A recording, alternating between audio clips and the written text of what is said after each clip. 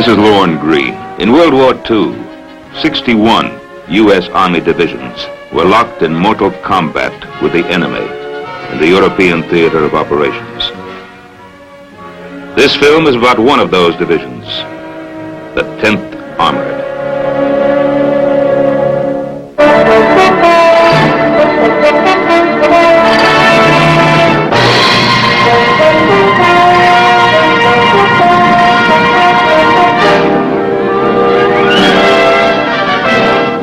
The 10th Armored Division was activated at Fort Benning, Georgia on the 15th of July, 1942.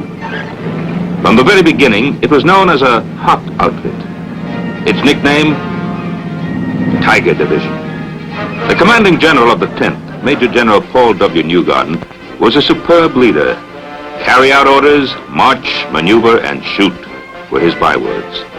No man had more pride in his troops, and no general was more revered by his men. I'm John Drew Devereaux. I was a company commander in the 10th Armored Division during World War II. We had a marvelous kind of spirit in our division, and I think it was due in great part to the training we got from General Newgarden, who was our division commander in the States. He was killed in an airplane crash before we went overseas. Now, he had a couple of very pet things that he liked. One, that we had to wear the top button of our coveralls buttoned. This was pretty uncomfortable, but after a while we got so that we looked at other outfits who wore them unbuttoned, and we thought they looked like slobs. He had a kind of thing that he liked to do about the salute. When you gave a salute in the 10th Armored Division, a tiger salute, you lifted your chin up in the air like that. That seemed pretty silly, too, until after a while we got used to it, and then we thought we were the only outfit in the whole Army that knew how to salute properly. In July 1944, a new leader assumed command of the division following General Newgarden's death. I am Lieutenant General William H. Morris, Jr., U.S. Army, retired. I was commanding general of the 10th Armored Division in Europe during World War II. The division sailed from New York on September 14, 1944. The long period of training was over.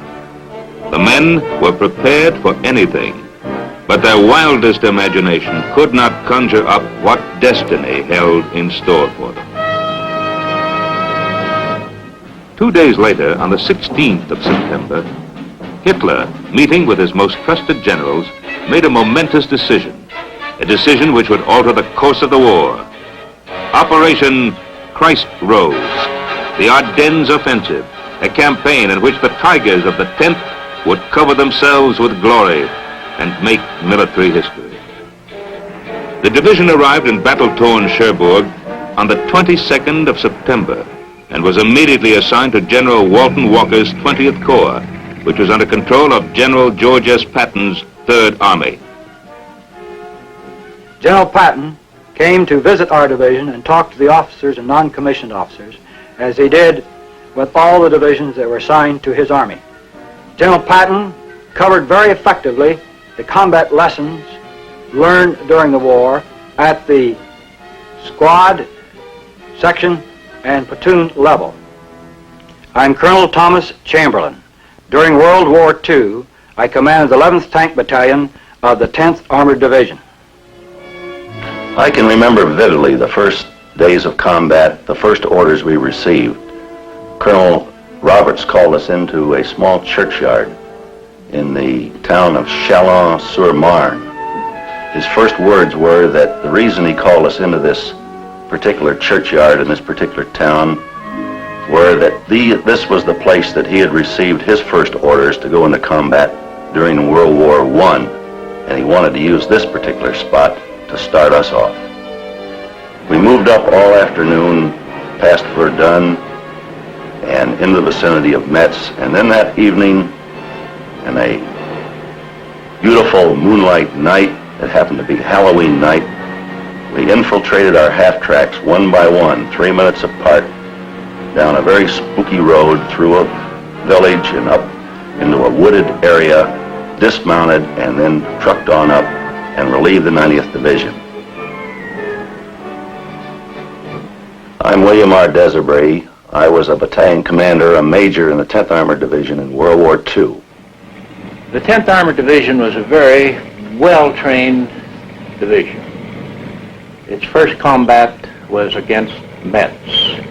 Metz was, you might call it a defensive sector as far as the 10th was concerned. We were supposed to aggressively patrol, and we did. We saw that every instrument and every weapon was fired at least once in more or less anger against the enemy.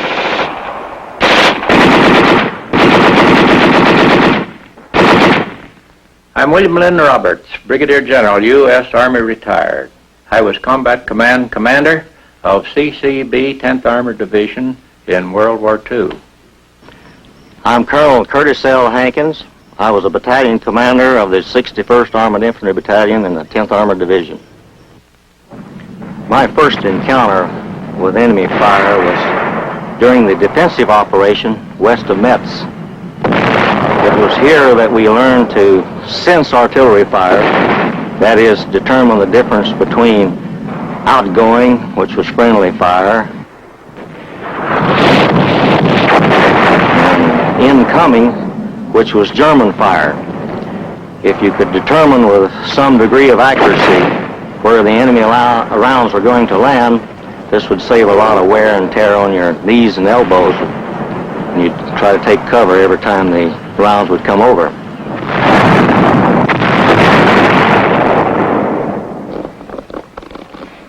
I am Colonel James O'Hara. I commanded the 54th Armored Infantry Battalion of the 10th Armored Division. I consider that this initial baptism of fire in a defensive position was very good for the battalion. It gave us time to gather our thoughts, practice some of the things we'd been learning in the States, get our communications working, having the reconnaissance platoon worked with the Free French, practice patrolling, all these things that's so necessary for a battalion to do. I remember my first day in combat. We felt very safe in a tank. But during this first day, after I seen the first tank hit by 88 and burn, we began to get scared. But even though we were awful scared, it didn't seem to be much of a handicap of doing our job, which was to destroy the enemy, and we did a fairly good job that first day. My name's John Winter. I was a tank platoon sergeant, 10th Armored Division during World War II. After fighting for about 3 weeks around Metz, we moved north to the vicinity of the town of Thionville to participate in the 3rd Army offensive designed to capture Metz. The plan of 20th Corps, to which the 10th Armored was assigned, had 2 phases: to destroy the enemy in Metz and to catch him as he tried to pull out of Metz. The mission of the 10th was to make a deep penetration into the enemy's lines. Once it had crashed through the German defense, the left column, Combat Command B, was to advance east and seize a bridgehead over the Saar River near Mürtzig. The right column, Combat Command A, was to take the division objective, including Husenville, which was the center of arterial highway and railroad traffic running northeast of Metz.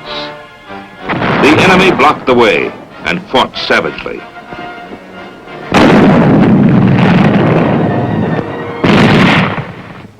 But the Tigers clawed their way through the German defense. By the time the division had completed its first major offensive mission, it had taken 64 towns, repulsed 11 counterattacks, captured 2,000 prisoners, and destroyed great quantities of materiel. But the price was high.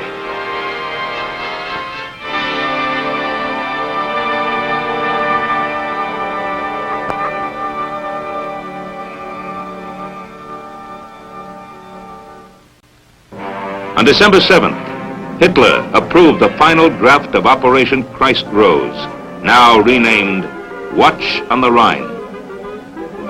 Hitler's plan of attack was to break through on the Ardennes with 3 armies. The 6th Panzer Army, led by the butcher from Bavaria, Sepp Dietrich. The 5th Panzer Army, led by Baron Hasse von Manteuffel. And the 7th Army, led by General Brandenberger. They would cross the Meuse River on the 2nd day between Liège and Namur, bypass Brussels, and reach the great port of Antwerp on the 7th day. This operation, Hitler believed, would destroy more than 30 American and British divisions. He believed it would be the beginning of the end for the Allies. Within the next week, thousands upon thousands of troops and thousands upon thousands of tons of materiel were transported secretly from assembly areas to terminals just behind the front lines.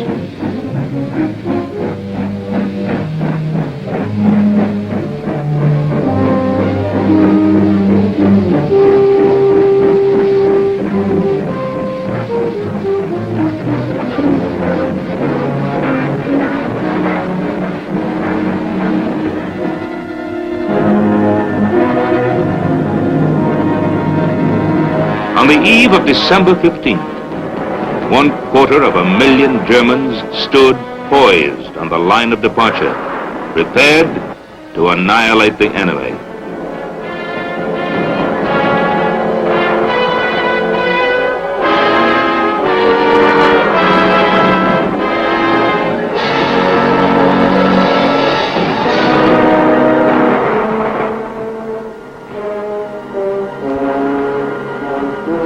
At 5:30 a.m.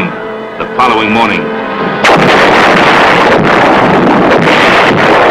flame erupted along an 85-mile front. Hitler's great drive to Antwerp had begun.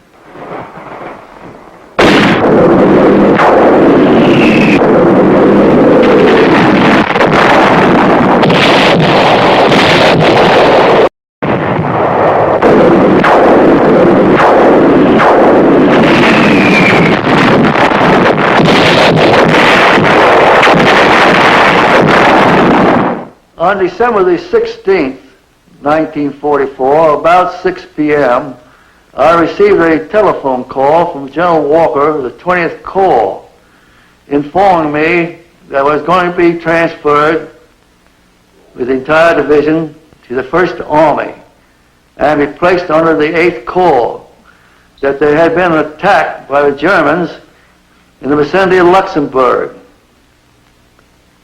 I immediately dispatched my Chief of Staff to Bastogne, the headquarters of the 8th Corps, for orders. The Chief of Staff returned about 2 a.m. the next morning and informed me that the division was to go into a quartering area just west of Luxembourg. When the Battle of the Bulge began, my unit was in a rest area south of Luxembourg. We received orders to be prepared to move north on 24 hours' notice. A short time later, the alert was changed to 12 hours. A short time later, we were on the road. The 10th Armored Division sent 2 of its combat commands northwest of Luxembourg to go into action there, and they sent my combat command west to Arlon and then on to north to Bastogne. I preceded my outfit into Bastogne and got into Bastogne about 4 o'clock in the afternoon and found General Middleton. General Middleton asked me how my outfit fought and how many pieces my outfit would fight in. I told him 3. He said, all right. Send 1 to Noville, which is 6 or 7 kilometers north, 1 east to Longville, and 1 southeast to Bra. A little sidelight here. I had held up the march of our outfit to get O'Hara in front, because O'Hara had not been in the fighting heavily down around the Merzig area. So we got O'Hara in front, and I sent him out to Bra. I took my team down this road toward Wiltz, and we stopped for the night opposite the town of Warden. On our way down this road, we passed many American soldiers coming to the rear, most of whom seemed to be from the 28th Division. Apparently they'd been hit hard further forward. When we got to our destination for the night, since we received our orders at 5 in the afternoon and there was not much daylight left, we settled astride the road and blocked the road to Wiltz. I arrived in Bastogne just as night was falling. I found a MP who led me to Colonel Robert C.P. It was a very brief meeting at Colonel Robert C.P. He told me that O'Hara had been sent out to the east of the town and was in a defensive position, and that Cherry was moving out slightly to the northeast of the town. And as soon as my column arrived, I was to keep moving and move to the north of the town to a little place called Noville. If there were any Germans in Noville, I was to knock them out of the town and to occupy it. If there were no Germans, I was to occupy Noville, going no further north, because this would be the limit of the range of the 10th Armored Division artillery, which was located in the vicinity of Bastogne. This then was the disposition of Combat Command B on the 18th of December, the night of their arrival in Bastogne. Team Desaubry was at Noville. Team Cherry at Longbilly. Team O'Hara at Warden. The total strength of the three defending units was about 75 tanks and 2,800 officers and men. Battering at the gates of Bastogne were the advance elements of General Manteuffel's 5th Panzer Army and General Brandenberger's 7th Army. Approximately 300 tanks and 50,000 men, whose mission, in addition to taking Saint-Vit and Wild, was to take Bastogne, and to take it fast. Bastogne schnell zu nehmen, denn es kam auch darauf an, It was very important to capture Bastogne fast. It was the most important road junction in the southern area of the Ardennes combat section. And in the event General Eisenhower's reserve forces, which we suspected were near Reims, arrived to attack, they would have to pass Bastogne. Ankamen und gegen uns angesetzt wurden, mussten sie in jedem Falle über Bastogne kommen. Ich bin General der Panzertruppe Hasso von Manteuffel. I am Hasso Eckhard von Manteuffel, former general of the Panzer Troops and commander-in-chief of the 5th Panzer Army. We completed establishing the defenses of Noville about midnight. Actually, the defense was a routine, traditional type defense. We set out roadblocks to the east, one to the north, and one to the northwest, because these were the directions that we expected the Germans to attack us. The fighting throughout the night was sporadic. It was a piecemeal attack. They would hit us with small units from the north, and then they'd hit us with small units from the east.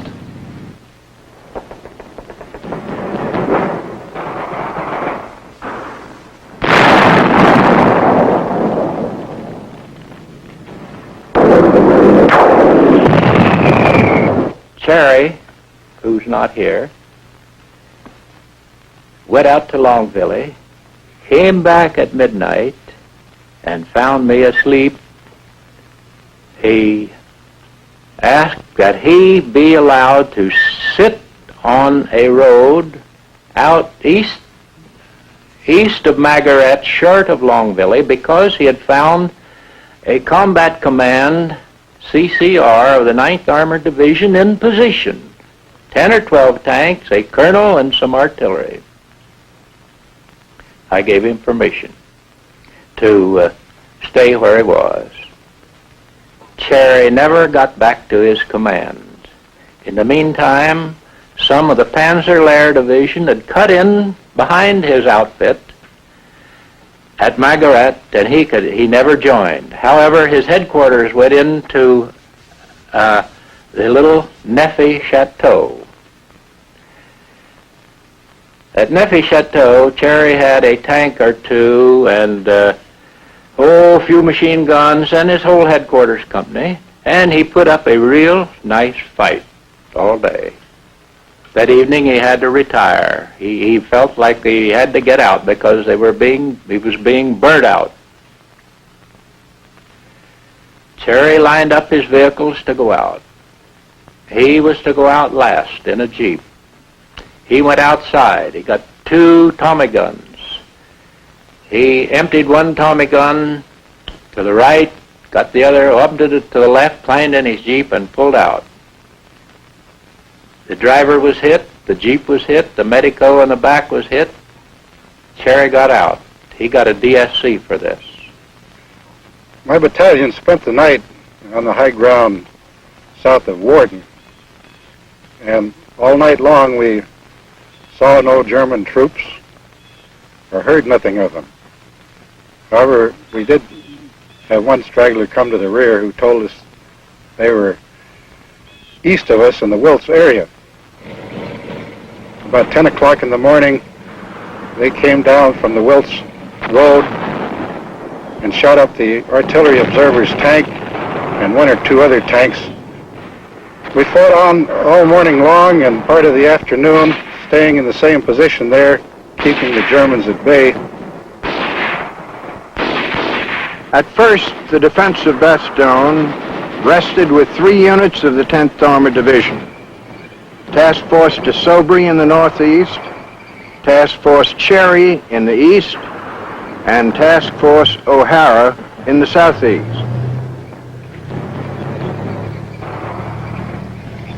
I am General Anthony McAuliffe, United States Army retired. I was at Bastogne with the 101st Airborne Division in mid-December 1944. The 101st Airborne Division was at a place called Camp Mourmelon, near the city of Reims in France. We were recuperating from the Holland Airborne operation, where we had suffered about 30% casualties, and we were absorbing our replacements and going through a training program. General Taylor had been recalled to Washington, and I was the acting commander of the division. I believe it was on December 18th that we received a telephone call from the Chief of Staff of the 18th Airborne Corps saying that the division should be prepared to move the following day to the north to the town of Verbemont. We had known that the Germans had attacked, but we didn't know the extent of the attack or the conditions to the north. But we made all preparations to get away the following day, and the first thing in the morning I preceded the division to the north in a sedan with my aide-de-camp and my operations officer. As I drove north, I reached a crossroad just a couple of miles west of the town of Bastogne. I knew that 8th Corps headquarters was located in that town, so I decided to drive over to that Corps headquarters and try to learn something more about the situation. It was fortunate that I did so because I learned from the Corps commander, General Middleton, that the orders for the 101st Airborne Division had been changed and that the division would come to Bastogne rather than to go to Verbemont. I also met there Colonel Roberts, who was the commander of Combat Command B of the 10th Armored Division, who were already on the scene and already in the fighting.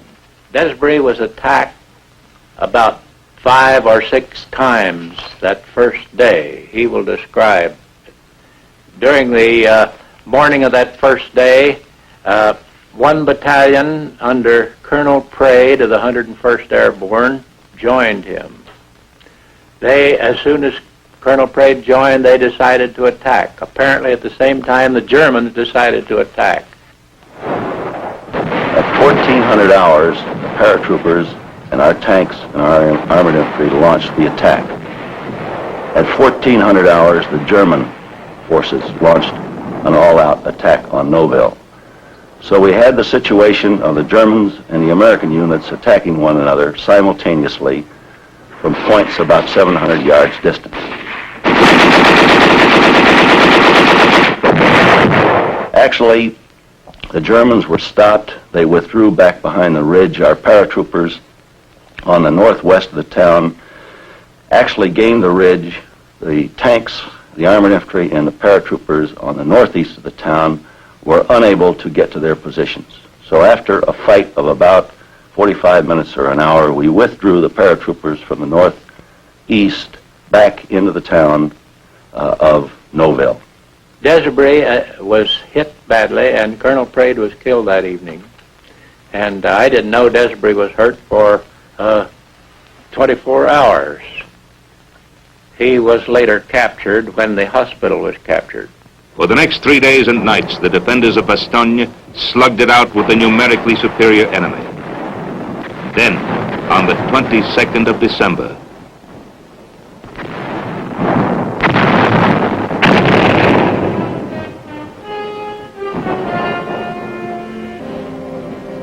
when the besieged city was finally encircled, the commanding general of the 47th Panzer Corps sent the following surrender ultimatum.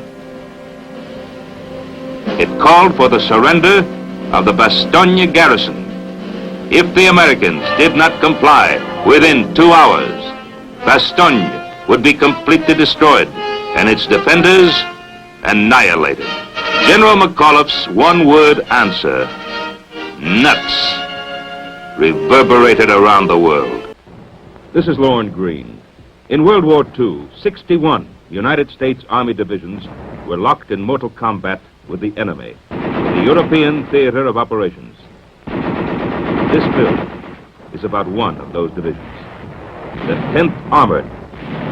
Its nickname was the Tiger Division.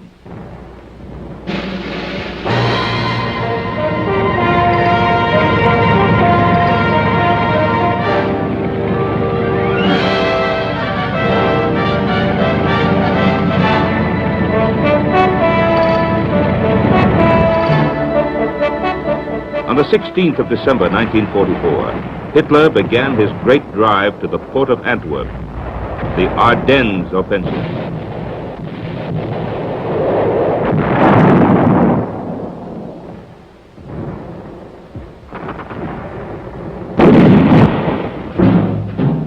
Six days later, on the 22nd of December, strong German forces surrounded the outnumbered and outgunned American defenders of Bastogne, a key communication center, vital to the success of Hitler's plan.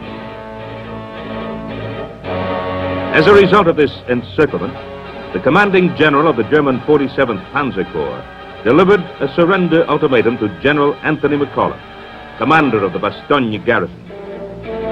General McAuliffe's reply to the German commander was nuts. Fighting in the beleaguered city was Combat Command B of the 10th Armored Division.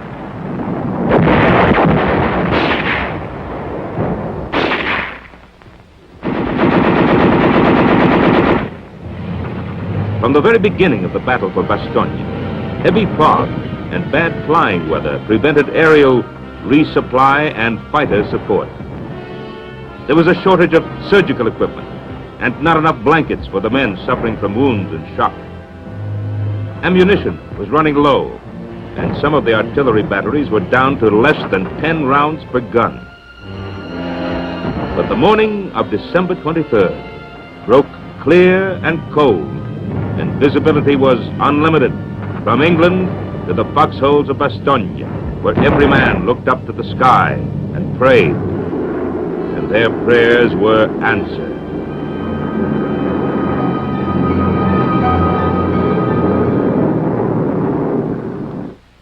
I'm William Lynn Roberts, Brigadier General, U.S. Army retired.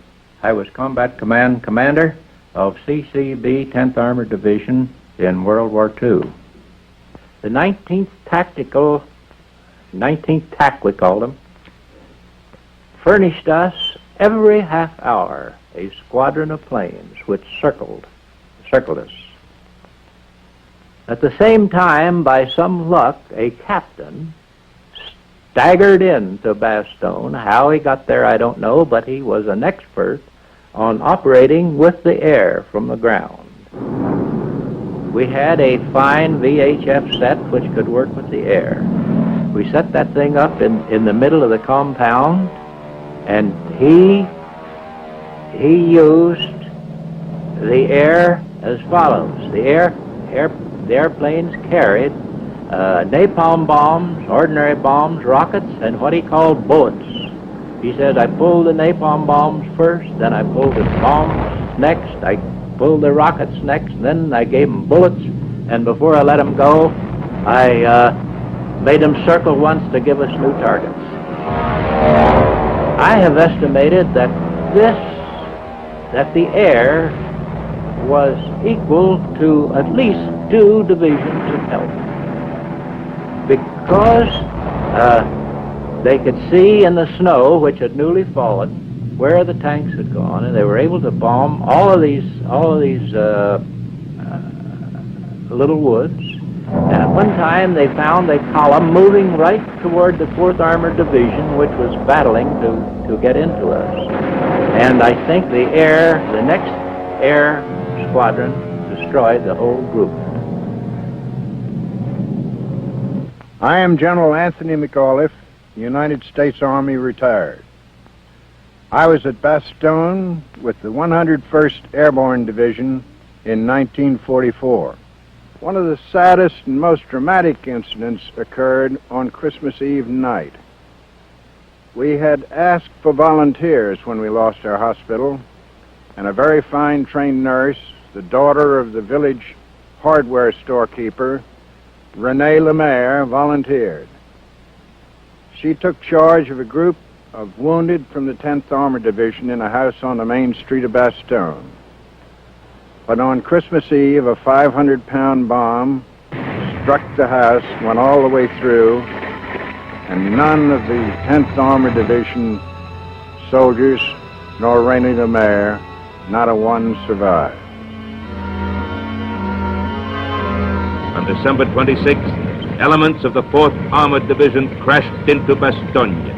The encirclement was broken, and for the Germans, it was the beginning of the end.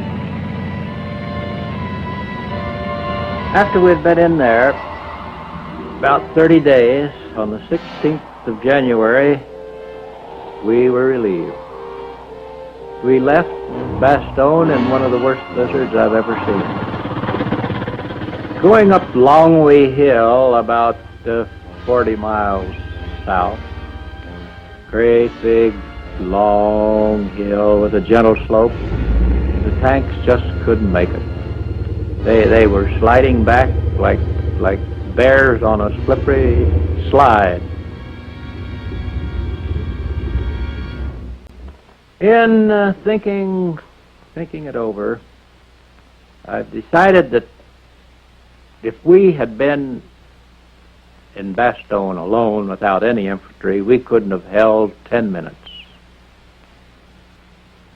The 101st Airborne, without the steel that my outfit afforded, could not have held. But the steel of my outfit and the blood and flesh of their outfit made a pretty tough combination. It's always seemed regrettable to me that Combat Command B of the 10th Armored Division didn't get the credit it deserved in the Battle of Bastogne. All of the newspaper and radio talk was about the paratroopers. Actually, the 10th Armored Division was in there a day before we were and had some very hard fighting before we ever got into it. And I sincerely believe that we would never have been able to get into Bastogne if it had not been for the defensive fighting of the 3 elements of the 10th Armored Division who were first into Bastogne and protected the town from invasion by the Germans. On the 20th of February 1945, following a much-needed rest and refitting, the 10th Armored Division was rolling in high gear again. The mission this time was to clear the Saar-Moselle Triangle and capture the city of Trier, an important supply and communication center, and one of the most heavily fortified areas in the world. This was the job General Patton had started in November of 1944, but left unfinished because of the Ardennes counteroffensive.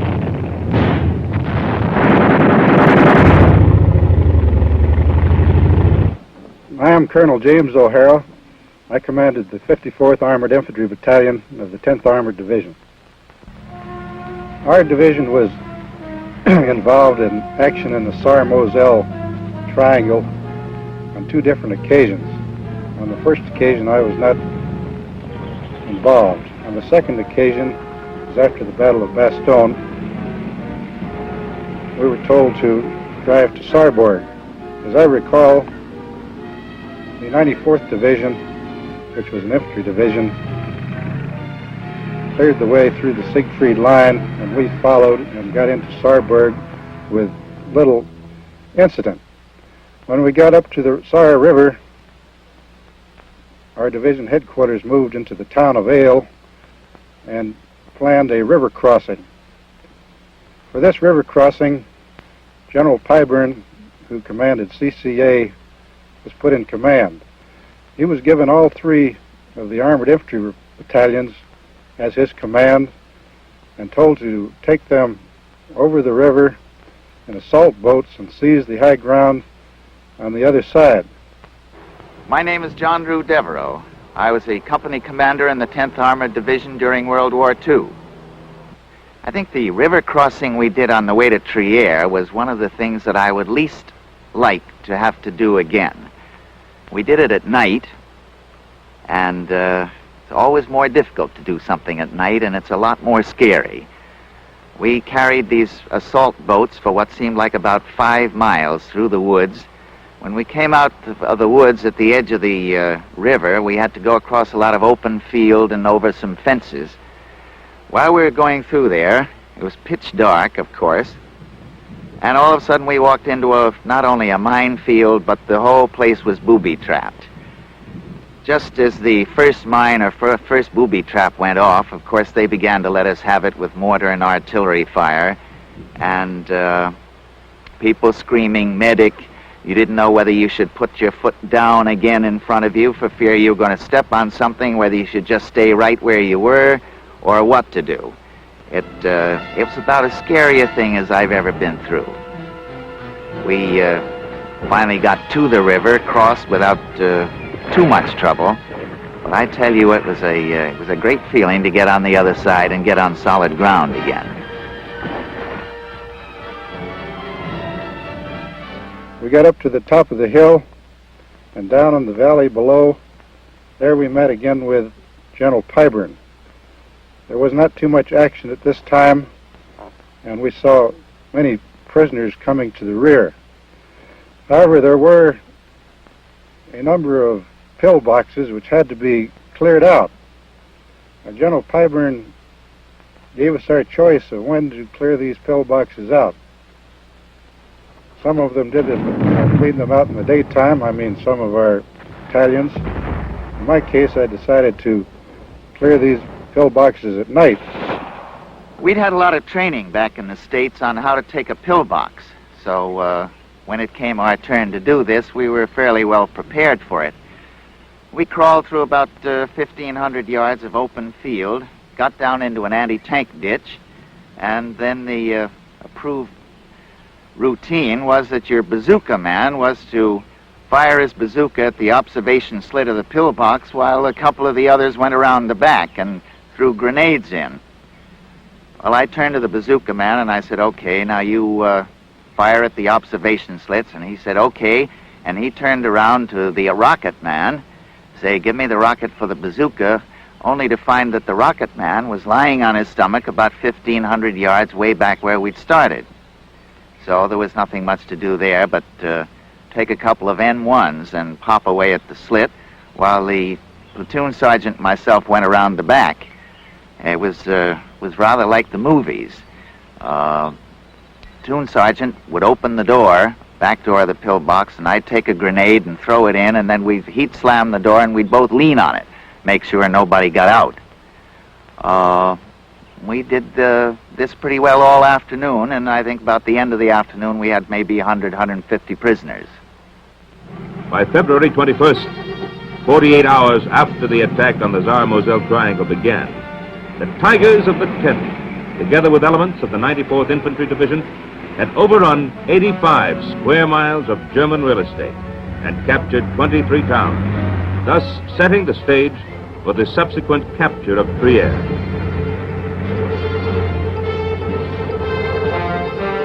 Well, the 10th Armored was then given the mission of taking the town of Trier. So we were sent down the road and were told to capture Trier, and we had to go through a town called Zerf.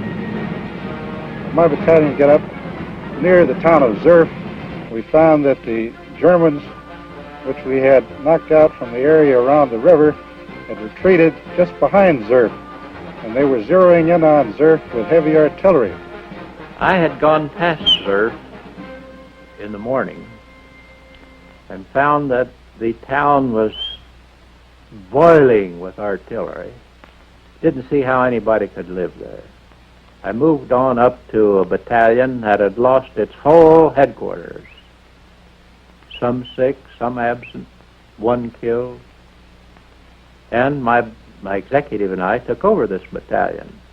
It was raining, it was dark, they were shelling.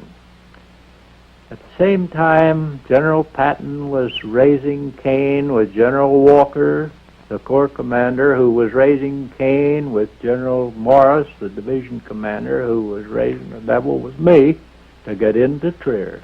As I said, practically all the division was around Trier except my little force that was just being relieved at Zerf. Colonel Richardson, Lieutenant Colonel Richardson, was commanding.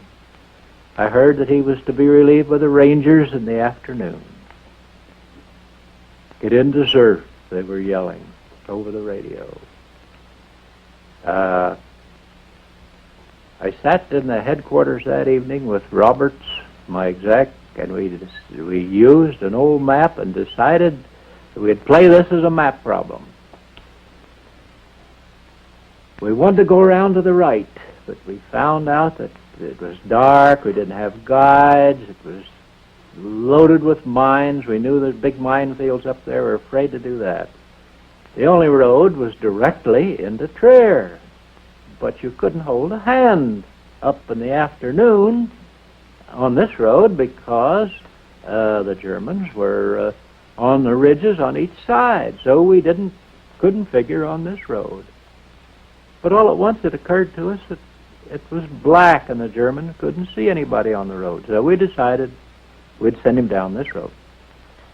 Richardson got loose, came into the headquarters. We told him he's going in. He brought his young officers in, briefed them. I remember he told one outfit, I'll take the bridge to the right, you take the bridge to the left. It happened that we knew that these two bridges were still intact from airplane photographs that day. To make a long story short, Richardson got into town and his bridge blew up in front of his face. He hadn't heard a boom for the other bridge, so he rambled down in his tank to the other bridge, found out that it hadn't blown, that there was a little shooting from this end of the bridge, but it was sporadic and wasn't organized. He organized a platoon, sent it across the bridge. He had his tank and some other stuff fire on the other end of the bridge, and fortunately they got across. They captured the the officer who was supposed to blow it. He directed them to 10 or 11 other officers who would have told on him if they'd got away. They were in the back of the cafe, so we got the whole group. My name's John Winter. I was a tank platoon sergeant of the 10th Armored Division during World War II. After Trier was taken, we shoved on to Wittlich, Germany. After taking Wittlich, we pulled back to Trier and was promised a rest. But my particular platoon and a platoon of infantry was given the mission of, on the opposite side of the mountain from Trier, to try to take a bridge intact. And we started out under the cover of darkness. As we approached in this valley, where the bridge was supposed to be, the Germans were set with 88s and infantry awaiting for us. That's where I lost my tank. When it was hit, it immediately burnt, and I bailed out the top of it, dived out the top, and run into a large dairy barn for cover. On the 16th of March, the entire division was pushing toward the Rhine. To get there, the Tigers dealt with endless enemy pillboxes, dragging speed, roadblocks, and worst of all, about 100,000 well-trained German troops. I'm Colonel Curtis L. Hankins. I was a battalion commander of the 61st Armored Infantry Battalion in the 10th Armored Division. One event that I remember on the race to the Rhine concerns the destruction of a German supply column. This took place between Kaiserslautern and Frankenstein. With the aid of the Air Force, who had bottled up some German vehicles earlier in the day, we were able to destroy an entire German Army's supply train. This was recognized as one of the greatest concentrations of enemy equipment of the entire war. And General Patton came down to take a look at this and said it was the most fantastic destruction of an enemy column that he had seen during the entire war. The Tigers reached the Rhine Valley in a little over a week, capturing in their drive 8,000 prisoners and cutting off the escape route for more than 50,000 Germans. On the 28th of March, they crossed the Rhine at Worms for the final cleanup that was to take them clear to the Austrian and Bavarian Alps. 3 days later, after heavy fighting, the division rolled through the historic university city of Heidelberg. But the Tigers were getting tired. After 6 months of continuous, vicious fighting, the division was now 50% below strength, and the men were showing the inevitable signs of wear and tear. This was a dangerous situation. For although the Germans were definitely on the run, they still packed a murderous wallop.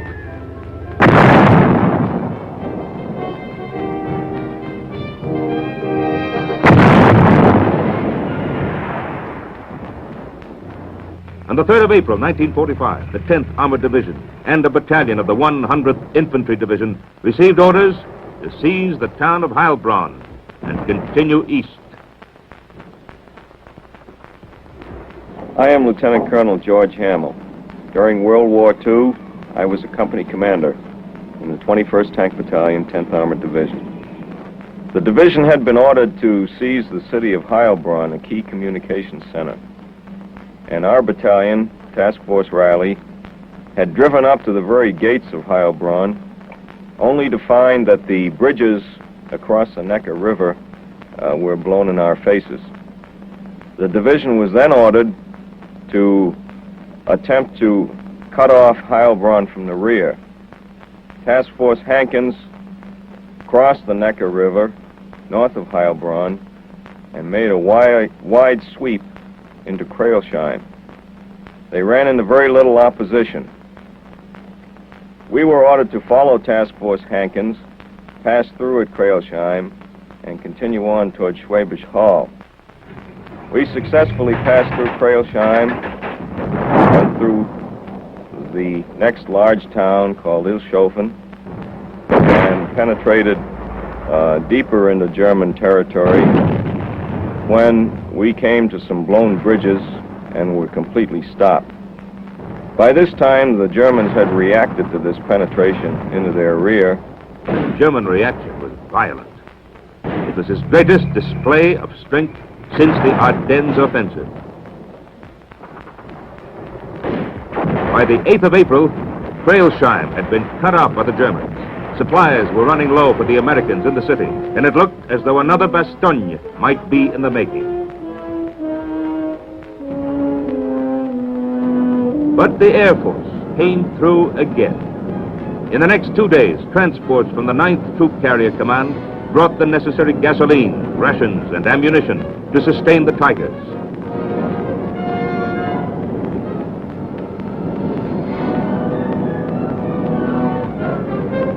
Despite their ability to beat off one enemy attack after another, the Tigers could not maintain supremacy of Crailsheim without reinforcements, and reinforcements were not available. As a result, the mission was changed, and the division ordered to withdraw from the area. We all resented, I think, the fact that we had to give up this terrain that we'd taken and held. Certainly we were not driven out. We withdrew. It was a sad disappointment indeed to receive orders to withdraw from Crailsheim, especially after it appeared that the overall objective had been won. From the 11th to the 22nd of April, the combat-fatigued Tigers streaked south. By the 23rd of April, they stood poised along the north bank of the Danube River, southeast of Ulm, where the 44th Infantry Division was already fighting, and where intelligence reports indicated the 1st German Army planned to make a desperate stand.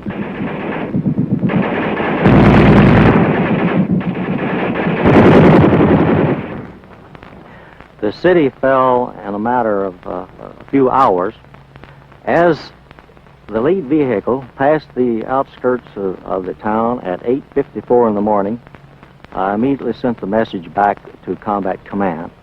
And a few minutes later, the Paris radio announced that the American forces had captured Ulm, when in fact we were still fighting there.